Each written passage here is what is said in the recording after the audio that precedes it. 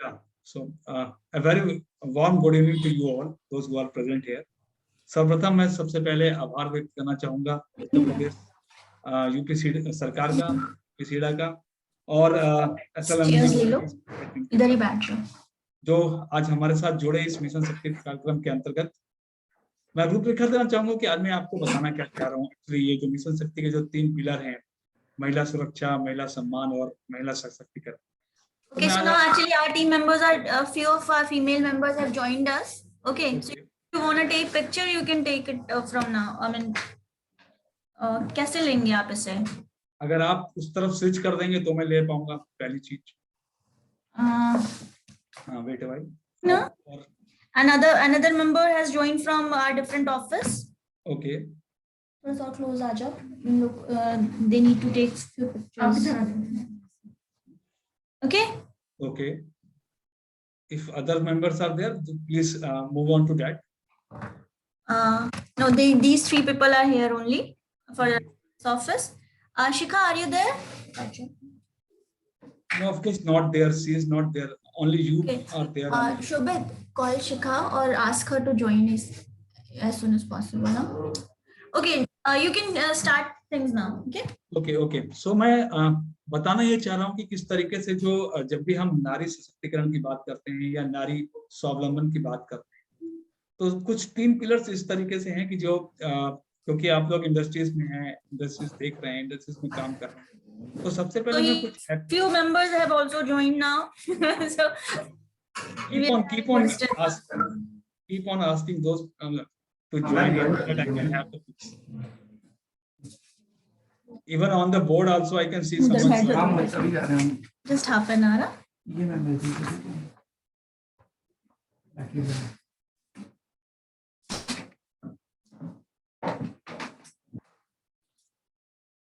Yeah. Please, you go on.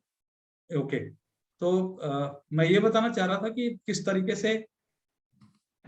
से जो pillars हैं, जो नारी सशक्तिकरण के जो पिलर्स हैं जिनकी हम बात करते हैं, ज्यादातर जब कहीं भी बात होती है तो क्या क्या चीजें जो है प्रावधान जो सरकार की तरफ से, चाहे वो स्टेट गवर्नमेंट हो चाहे वो गवर्नमेंट ऑफ इंडिया हो, उनकी तरफ से क्या क्या प्रावधान। तो पहले मैं आपको कुछ एक्ट्स के बारे में बताऊंगा जो आपके कंपनीज में भी लागू होते हैं और आउट ऑफ कंपनीज जो सोशल जो हम घरों में रह रहे हैं, समाज में रह रहे हैं, वहां पे भी वो लागू होते हैं एक्ट। और इसके बाद मैं आपको कुछ बात करूंगा कि किस तरीके से कॉन्स्टिट्यूशनल राइट्स हमें मिले हुए हैं जो नारी सशक्तिकरण की तरफ बहुत कुछ अंकित करते हैं। तो पहले मैं आपको बता दूं कि क्या क्या आपको जो एक्ट हैं, जो एक्ट जिनके हम बारे में बात करते हैं, जब कभी भी आप काम कर रहे हैं तो आप लोग ये कहते हैं कि हमें जो आय है, जो महिलाओं की जो आय है, वो पुरुष के समकालीन होनी चाहिए या बराबर होनी चाहिए।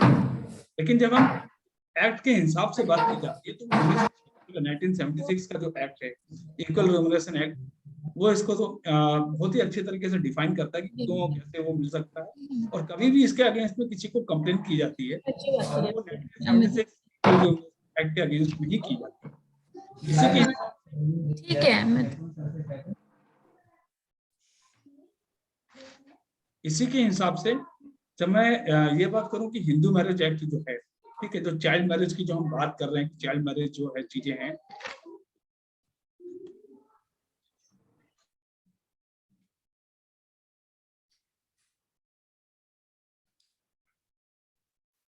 इसी तरीके से जब हम चाइल्ड मैरिज की बात करते हैं कि चाइल्ड मैरिज नहीं होना चाहिए या चाइल्ड मैरिज जो है वो एक दोष के तरीके से देखा जाता है, तो उसको 1955 एक्ट के अकॉर्डिंगली हम जब भी बात करेंगे, हिंदू मैरिज एक्ट 1955, जिसको बाद में क्या बोलते हैं, चेंज भी किया है, जो चाइल्ड मैरिज एक्ट जो रजिस्ट्रेंट एक्ट किया गया 1976 में, और जो कि 15 से 18 साल किया गया।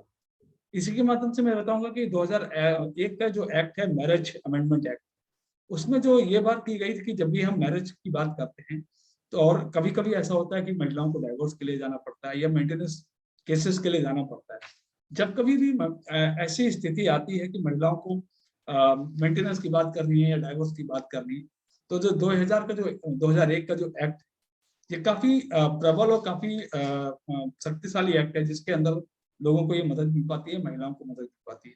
इसी तरीके से जब हम ये बात करते हैं कि प्रोस्टिट्यूशन जो चल रहा है या प्रोस्टिट्यूशन को किस तरीके से बंद किया जा सकता है, तो ऐसी बात नहीं है कि इसके ऊपर कोई एक्ट नहीं है या कोई प्रावधान नहीं है। 1956 का जो एक्ट है, जिसको कि बाद में 1986 में जाके चेंज भी किया गया इमोरल ट्रैफिक प्रिवेंशन एक्ट के अकॉर्डिंग, उसमें बहुत सारे ऐसे प्रावधान है और निर्भया कांड के होने के बाद से और भी बहुत सारे चेंजेस उसमें किए गए कि ये सब चीजें एक्टिविटीज ना हो सके, जिससे कि ह्यूमन वायलेंस या वुमेन वायलेंस बढ़ सके, कम हो सके। जिस तरीके से एनसीआर भी बार बार ये बता रहा है कि जो वायलेंस है अगेंस्ट वुमेन बढ़ता जा रहा है, क्राइम जो है वो बढ़ता जा रहा है, तो उसको कर्टेल करने की भी कोशिश की गई है। इसी तरीके से आप सबको पता होगा कि दहेज प्रथा किस तरीके से कानूनन जुर्म है, लेकिन हमें ये भी पता रहना चाहिए कि वो क्यों उसका जो कौन सा एक्ट है जो कि लागू होता है। तो 1986 का जो डाउरी एक्ट है, डाउरी प्रिवेंशन एक्ट, वो लागू होता है जब कभी भी ऐसी कुछ घटनाएं होती हैं। ये मैं आप लोग को इसलिए बता रहा हूँ कि आप लोग को ये पता रहना चाहिए कि हाँ, ये एक्ट हैं जो हमारे लिए बने, स्पेशली महिलाओं के लिए या औरतों के लिए एक्ट बनाए।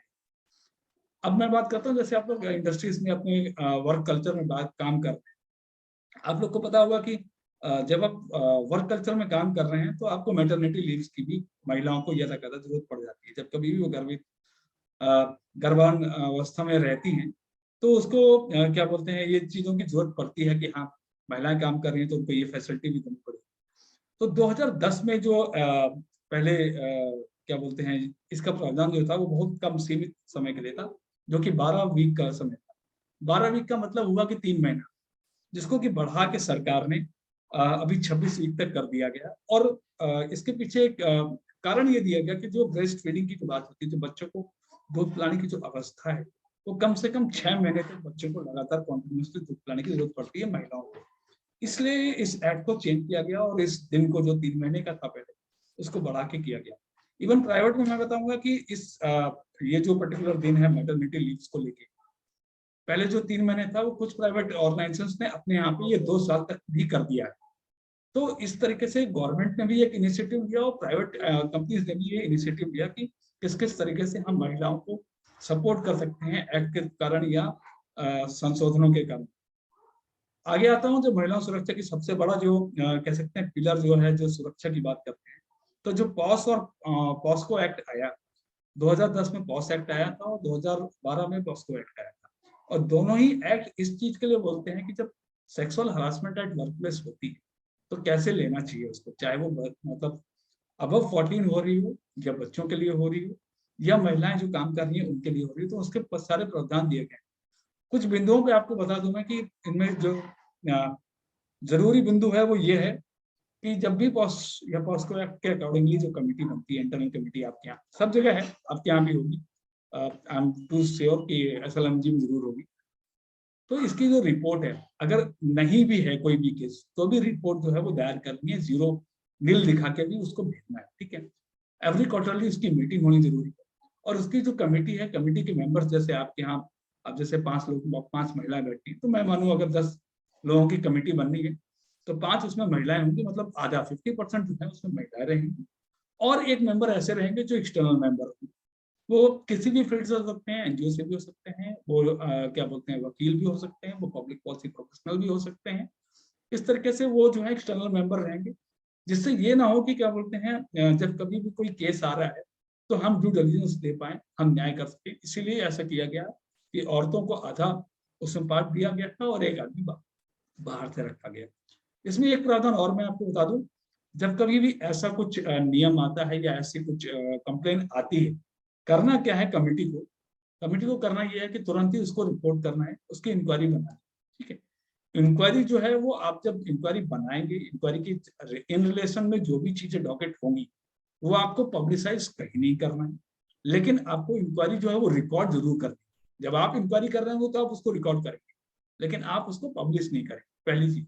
दूसरी चीज, कई बार ऐसा भी पाया गया है कि जो हेड ऑफ द इंस्टीट्यूशन है, ये जो कमेटी के मेंबर है, उन्हीं के खिलाफ अगेंस्ट में ऐसी इंक्वायरी है, तो सबसे पहली चीज तो उस कमेटी को ही डिसॉल्व करना पड़ेगा।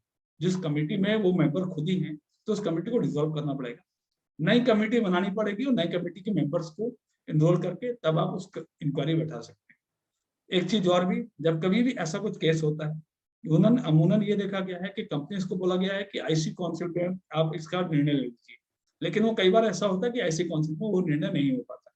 तो मैं ये जरूर कहूंगा उन महिलाओं से जो अपने अपने ऑर्गेनाइजेशंस में काम कर रही है, वर्क प्लेस पे काम कर रही है, कि जब कभी भी ऐसा हो तो आप साथ ही में नजदीकी थाने में, नजदीकी पुलिस स्टेशन में केस जरूर दर्ज कराएं, एफआईआर जरूर दर्ज कराएं, क्योंकि हो सकता है कि यहाँ पे जो आपकी कमेटी है उसका डिसीजन ना आ पाए या वो डिसॉल्व हो जाए, या कंपनी कहती है कि नहीं ठीक है हम आईसी को नहीं मानते। और एक बात और भी है, आईसी जो है सिर्फ इस चीज के लिए है कि आपके इंटरनली आप लोग बात करते हैं, उसके लिए तो वो मान्य है, लेकिन जब हम लॉ के हिसाब से जाते हैं तो आईसी की फाइंडिंग्स को जरूर देखा जाता है कि आईसी में क्या किया गया।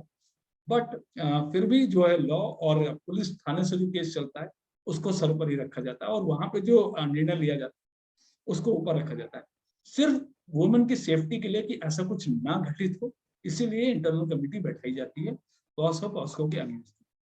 आता हूँ मैं कुछ कॉन्स्टिट्यूशनल राइट्स जो आप लोग को मिले हैं। आप सब लोगों ने संविधान पढ़ा होगा, या संविधान के बारे में आप लोगों ने कई बार सुना होगा कि संविधान में बहुत सारे हमको ताकत दी, लेकिन संविधान में वो क्या ताकतें हैं जो महिलाओं को मिली। जिस तरीके से संविधान हमें बोलता है कि नहीं हमें ताकत दी गई, तो सबसे पहले सब लोग जानते हैं आर्टिकल 14 के बारे में कि इक्वल राइट्स हमें मिले हैं, equal rights and equal opportunity मिली है। किस किस चीज के लिए मिली है? पॉलिटिकली हम कुछ भी कर सकते हैं, इकोनॉमिकली कोई भी एक्टिविटी कर सकते हैं, और सोशली हम कहीं भी आ जा सकते हैं, किसी से भी मिल सकते हैं। जो जो आपको इक्वल समान अधिकार की जो बात की जाती है, जो हिंदी में मैं बोलूं तो वहां पे आर्टिकल 14 लगता है, ठीक है। इसी तरीके से जब कभी भी किसी नारी के अगेंस्ट, ठीक है, कोई चीज डिस्क्रिमिनेशन हो या किसी कास्ट के अगेंस्ट में डिस्क्रिमिनेशन हो, तो वहां पे प्रोहिबिशन डिस्क्रिमिनेशन एक्ट प्रावधान दिया गया है आर्टिकल 15 के तहत, जिसके अंदर कोई आपको भेदभाव नहीं कर सकता, ठीक है। दोनों चीजें अंतर हैं, आप आर्टिकल 14 और आर्टिकल 15 दोनों ही चीजें अंतर है।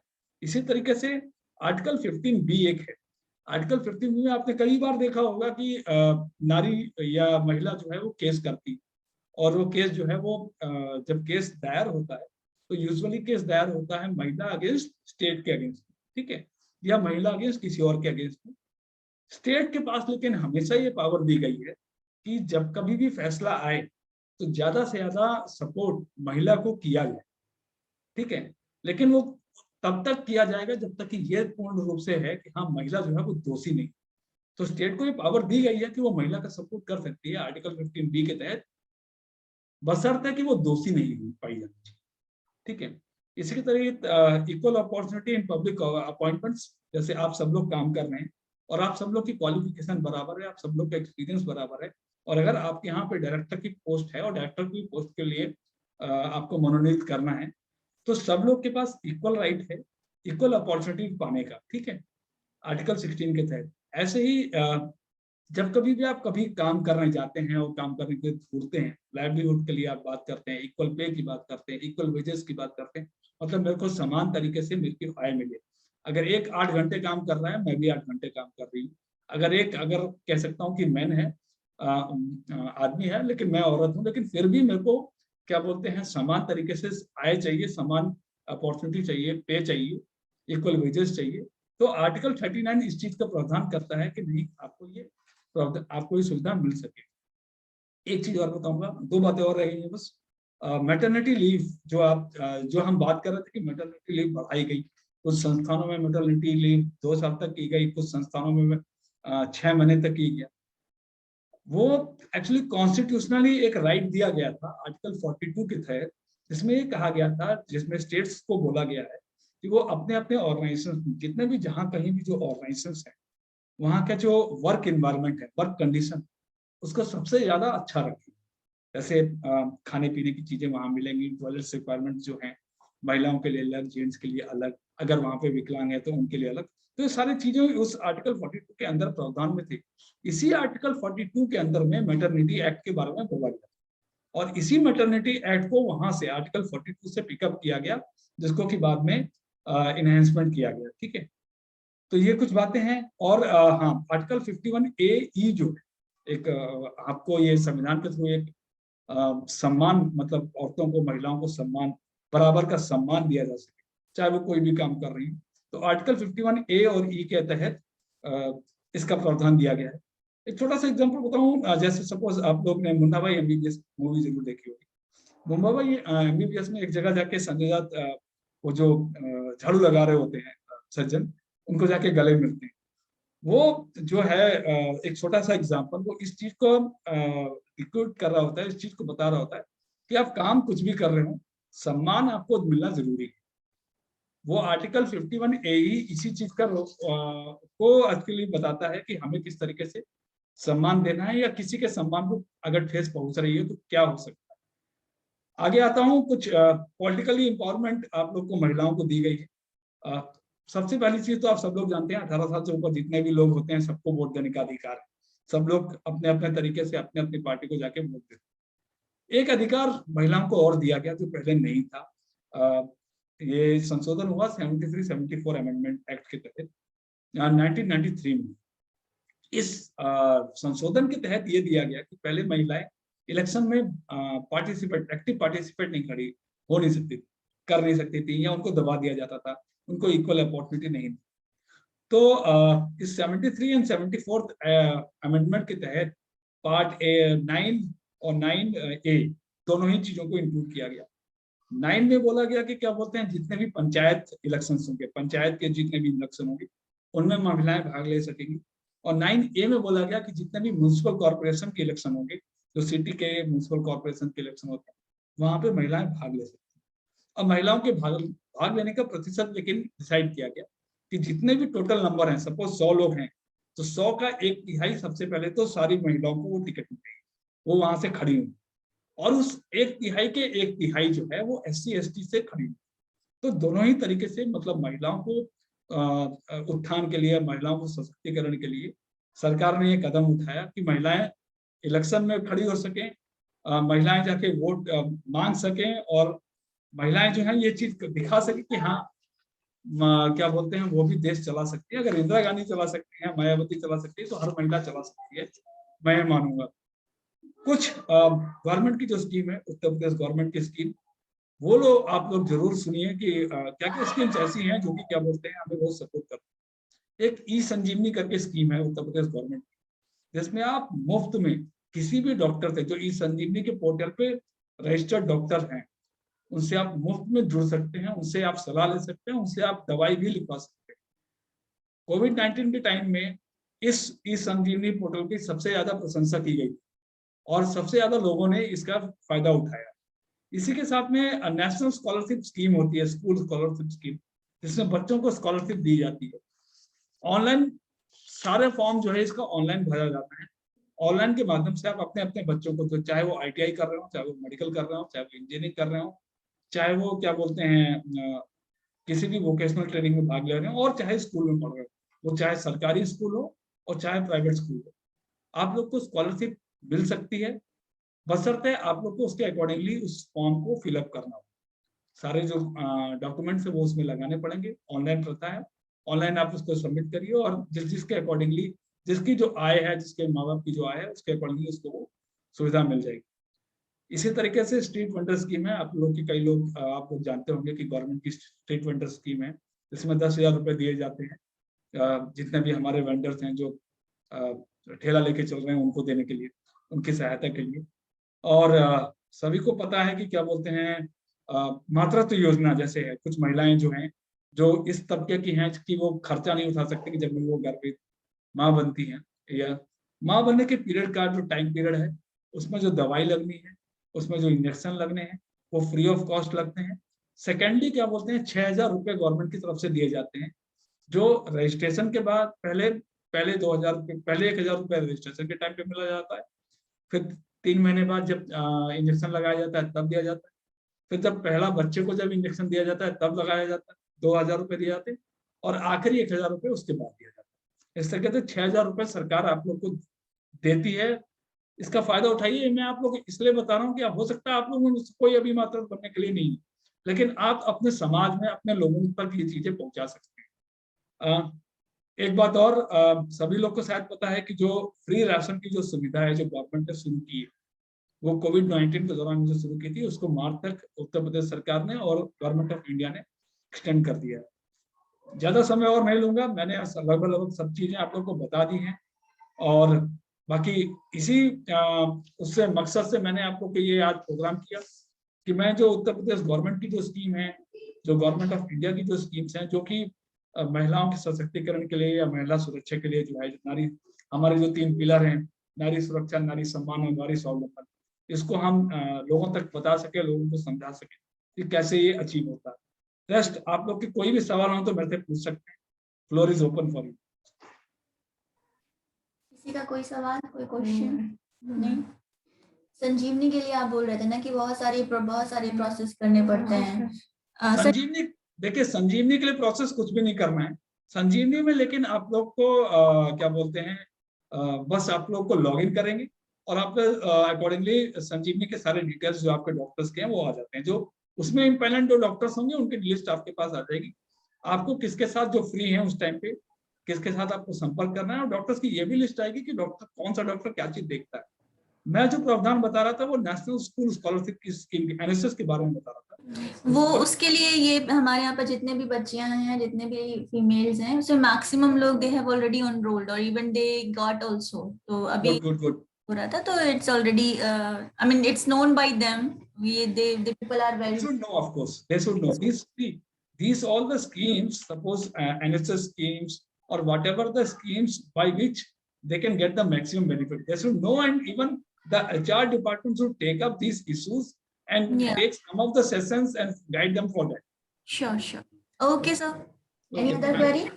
Thank you so much. Thank you. Okay, I'm closing for the day. Thank you. Sure. Thank you. Namaste.